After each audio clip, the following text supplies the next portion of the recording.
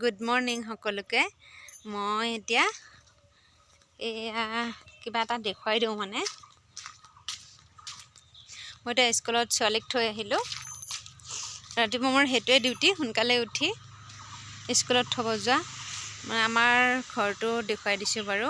আমাৰ সৰু পজা ঘৰখন এইখন আমাৰ সৰু পজা ঘৰ, বৰ বেছি ডাঙৰ নহয় বাৰু। এইটো আমাৰ পিছ চাইড হয় আৰু সিপিনে আমাৰ আগ চাইড আছে। আকৌ এইয়া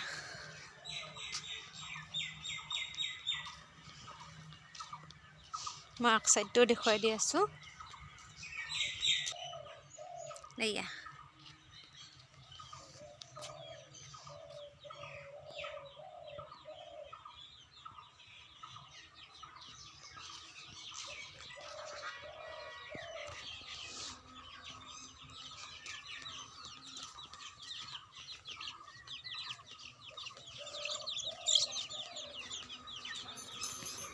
মই এতিয়া পথাৰলৈ গৈ আছোঁ।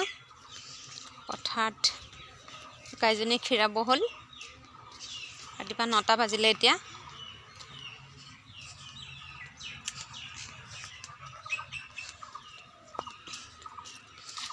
এইয়া আমাৰ বড়ো খেতি NK হাইব্ৰিড প্ৰজাতি। এতিয়া মানে ধানবোৰ এনেকুৱা হৈ আছে। এইখিনি ৰ'দ পোৱা নাই কাৰণে ইমান পুলি কটা নাই। ৰ'দ নোপোৱাৰ কাৰণে পুলি কটা নাই, কিন্তু সেই পিনে অকণ ঠিকে আছে, পুলিবোৰ কাটিছে।